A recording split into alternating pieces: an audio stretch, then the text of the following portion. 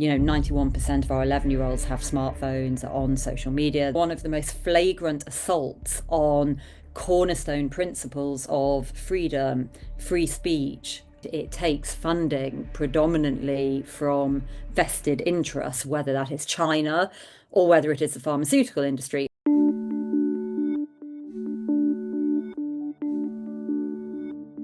I'm Jasmine Birtles, and today I'm joined by Molly Kingsley, who is, among other things, the founder of the charity Us for Them UK, which promotes the protection and help for children. And it was started during lockdown when children were particularly attacked by the government plans for masking, vaccination, etc. Hello there, Molly. Hello, thank you for having me on, Jasmine. Well, Molly, it's great to have you. And, you and I have been talking about this over quite some time now. But I particularly wanted to speak to you after a very good long article that you and Alison Pearson wrote in the Telegraph recently in response to the so-called COVID inquiry, more like a COVID self-justification in my view. But in particular, you homed in on the harms of lockdown and the ongoing harms that we're seeing. Can you go through a few of them just to remind us, what we've dealt with and what we are dealing with now? Yeah, I mean, I think everyone wants to move on, don't they, from lockdown, but unfortunately we can't because I think there's so many really awful legacies. And I have to say, I think it's quite hard talking about harms because you can reduce children's lives. I mean, obviously I come at this from predominantly a children parent point of view, although actually I think even that in itself is an oversimplification. I think for me, some of the greatest harms are what we have done to our society and some of the trends, perhaps, that we have set in motion. And maybe I'll come back to that in a minute. But I think there is a risk when you talk about harms, you reduce children's lives to statistics. But, some of those statistics are awful and it's worth pausing on. So, we've got 1 in 4 kids persistently absent from school at the moment. We've got 1 in 5 kids who aren't meeting age appropriate speech and language targets. We've got a huge number of children who aren't school ready. We've got, yeah, all kinds of sort of unforeseen, but actually completely foreseeable consequences. So trends in obesity, trends in myopia, eyesight. I mean, the figures are absolutely terrifying. Again, it's about 1 in 5 children have eyesight issues. And of course, not all of this is solely due to lockdown, but actually, if you look at what that period did, particularly for children, it, as well as being hugely disruptive and detrimental just to their well-being, mental health, the kind of loss of fresh air, the loss of play, actually, we set in process this trend, this digitization of children's lives, and we have completely failed to shake that. So, pediatric child smartphone and social media use was bad going into the pandemic. It's disastrous now. 91% of our 11-year-olds have smartphones, are on social media. They spend on average, Jasmine, on average 4 hours and 40 minutes a day on their mobile devices Gosh. out of school. In addition to that, many of our kids are now sat in front of screens at school all day long. And of course, that was a process which had started prior to the pandemic, but which was actually sort of encouraged and enabled by the Department of Education during the pandemic. You may remember they did this huge push to, get all Mm, kids on laptops and yes. solve the digital divide. And I think when we talk about lockdown harms, for me, it's this kind of legacy issue that in many ways is the most troubling. Of course, that's just children. If you look more widely, things like medical ethics, the trashing of medical ethics, and the precedent that we can roll out interventions on people without, not even without their consent, without their knowledge in some cases, I just think is quite astounding. And now it seems that with the help of the WHO, we could potentially have lockdown imposed on us at any point. Where are we with this so-called agreement potentially that we could have with the WHO? Because there are a lot of people, and I know you're one of them, who are fighting against this plan to enable the WHO to say, right, lockdown, lockdown now. Yeah, I mean, so that's been quite a long fight in itself. I mean, it's hard to think, isn't it? Like lockdown's 5 years ago. It's half a decade that, you and I and many others have been trying to resist this sort of authoritarian I don't like using the word tyranny. I think that's a overused word, but it is authoritarian. I would argue that there have been fascist elements of the last Yeah. 5 years, and the WHO actually embodies, for me, the worst of those. So the recap on this is back in 2022 and really coming out of the direct COVID period, the WHO proposed two agreements. It proposed a pandemic treaty and amendments to an existing framework called the International Health Regulations. These are horribly complicated documents. So I'm a lawyer. I actually have a master's in, international treaty law, which I never thought would come in this useful, but there you go. And, even as someone who is able to read legal documents, these are horrible texts. They are complicated. And actually, one of the issues has been that there are not many people, I think, who have had the technical expertise to see how bad they are. The first draft of these agreements, so it's the pandemic treaty that has probably attracted most of the commentary. It's actually the international health regulations, the amendments to that document, that are in some ways the most troubling. And the first draft of that agreement, which came out about 2 years ago, was one of the most flagrant assaults on cornerstone principles of freedom, free speech, equality in the way that we might have recognized that 50 years ago, not today, not the kind of butchered version we have today.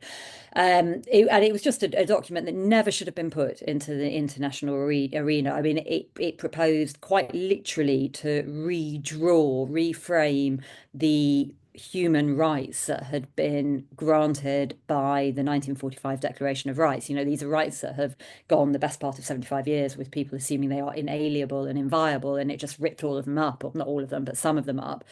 At the same time, it proposed a huge censorship regime, in favour of the WHO. And as many of your listeners will know, like that started a bit of a rebellion against it. And I think many people, including ourselves, just, whoa, what the hell? The drafts that have come back are better. So some of the egregious overreach and the sort of fascist undertones of that document, things like mandatory vaccinations, have gone.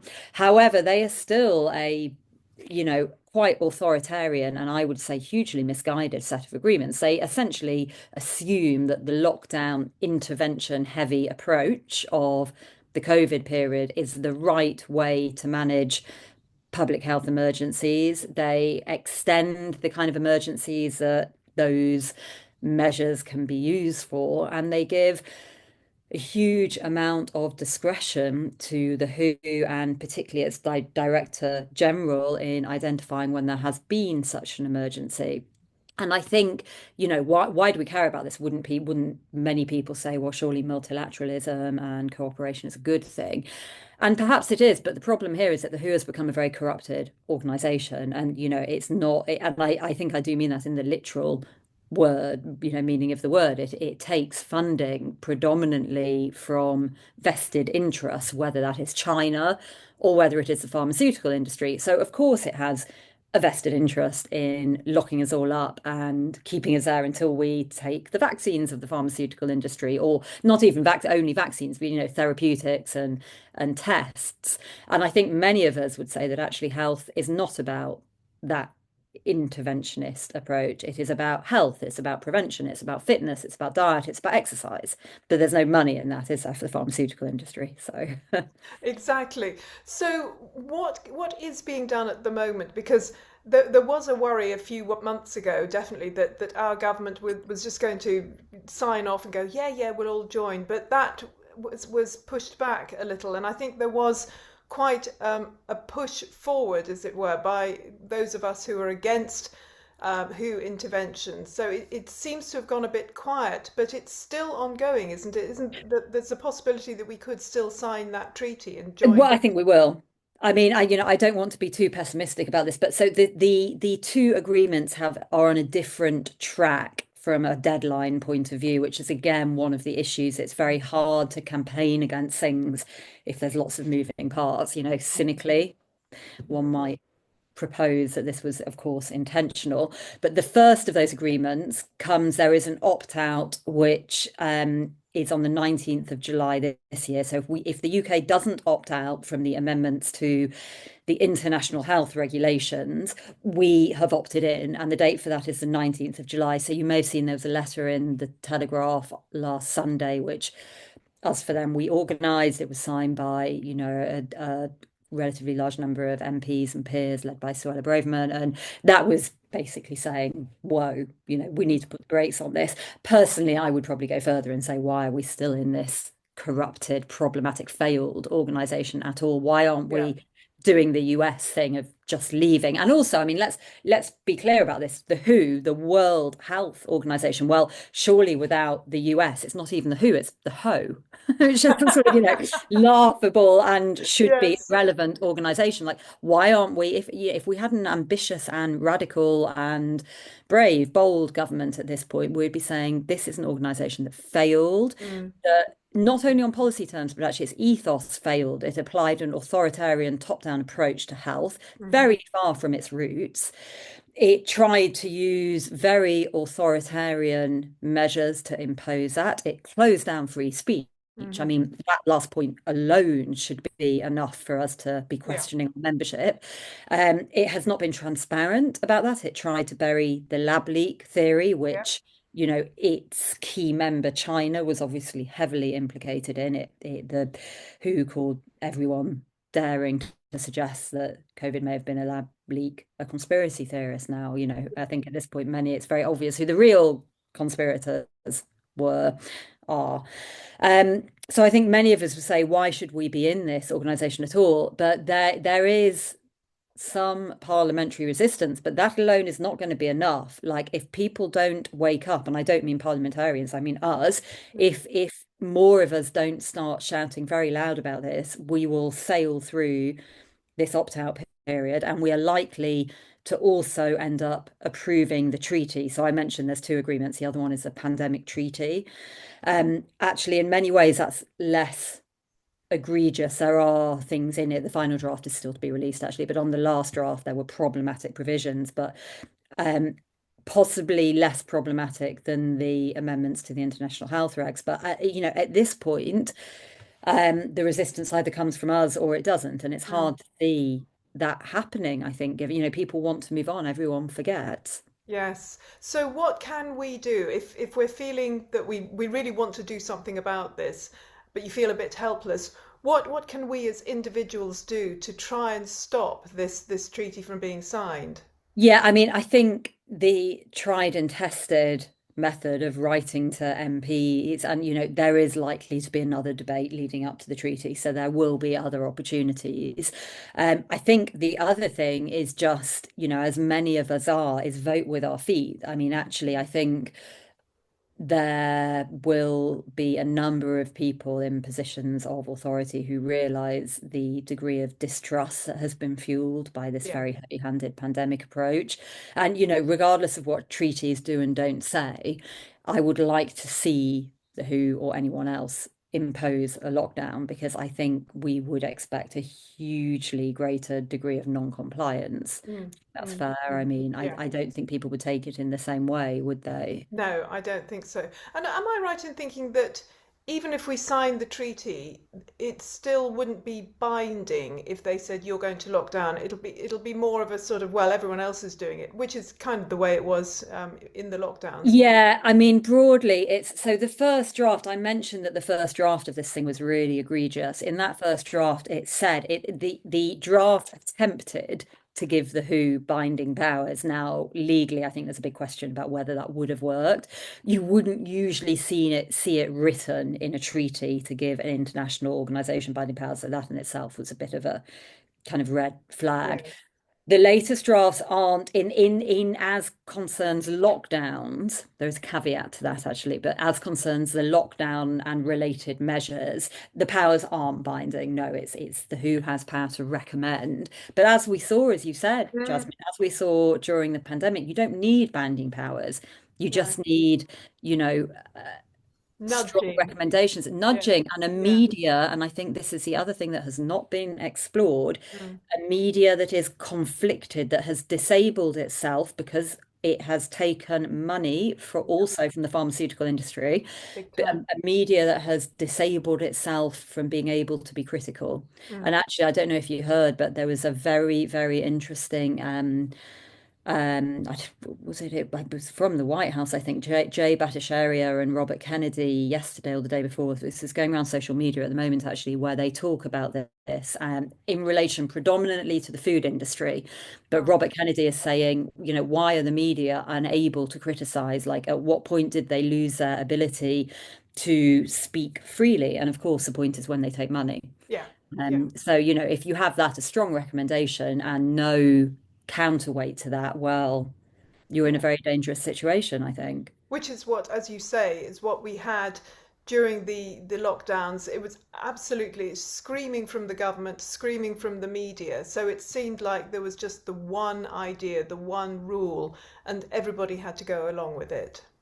Yes, that's exactly what we had. And I think, people are now, I don't think we'd see that again in quite the same way. And I think, for credit where credit is due, the media, some of the media are getting braver. They're finding their Yeah. voice, a little bit late, some might say, but they are. And I think I'm a really firm believer in you have to give people space to do that. Yeah. Like, I really hate it when I see people that are finally doing the right thing being criticized for doing the Yes. right thing because at least they're doing it. There's many who aren't. And so it would Exactly. be very, I mean, I don't know, it would be really interesting, wouldn't it, to Yeah. see if it did happen again, because one would hope we've learned. I mean, I think I feel like maybe we had a very lucky escape from, Yes. we were very close to a full on I use the word fascism and my husband gets very annoyed. It's not fascism, but I disagree, actually. I'm going to stick behind that word. I think it was fascist. It Yes. was a really, really awful period of almost totalitarian overreach that,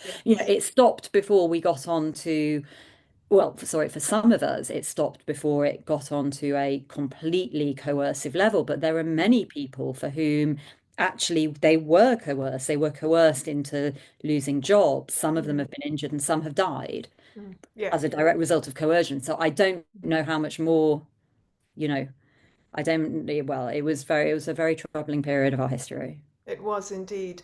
So primarily, you're saying that we need to write to our MPs. I'm guessing spread things on social media, just to spread the word. If you have a social media presence, anything else that you would recommend people do? Stop being honest. I think. I mean, I think at this point we've got, it's interesting, isn't it? Because we're living in a very split population. We've got people probably like you and I and who've been shouting from the rooftops for years. And, Yes. you assume that everyone else sees the same stuff as we Mm. do, which is obviously a big mistake. I suspect we're all down different rabbit holes. Yeah. You've then got people who've been reading The Guardian for 5 years, who are never, as far as I can see, going to be seeing eye to eye on some of this stuff. But I feel there's a big glub of people in the middle now who actually are aware something went very wrong. They are aware, and I'm thinking of, I have people in mind when I'm saying this, they are aware that there is a problem, particularly with the vaccines. There are a lot of Mm. people who have seen friends and family, I am in this position, who have been injured, who are beginning, those people that have been injured, perhaps beginning to attribute those injuries to a product that they took, Mhm. and maybe who need support and encouragement to come and say that. And I think, the more of us can who feel able to speak candidly about what we've seen and change it, ultimately public opinion, you change opinion much more if actually the people really we should be embracing are the people who were in the lockdown and let's vaccinate everyone camp and who are now saying actually that was a mistake and no, we wouldn't. And I think it would be really great to hear more from those people Yeah. actually. And that relies on those people not being trolled and abused when they do speak up. And I Right. think be sympathetic to people who come to this a bit later than ideal, but sort of empathetic and sympathy, I think is really, really important at this point. That's great. And finally, Molly, I'm guessing on your website you have quite a lot of information that will help with this. So this is Us for Them UK, isn't it? What's the actual website address? Yeah, it's www.usforthem.co.uk. We're actually about to redo the website because it is quite out of date now. Sort of the campaigning. It's a campaigning tool. The website has probably been about a year behind what actually we do. But I think, yeah, have a look. If you Google us, we come up on Yeah, Google. You can see what we're doing in the press. We've website. We're quite active on Twitter, Instagram as well. So, great. I'm sure people will find us. But yeah, please do follow us, and yeah, please don't stop talking about it, I guess would be the Fantastic. Thank you so much, Molly. That's Molly Kingsley from Us for Them UK. And if you've enjoyed this, do like, share, follow us. Speak to you next week.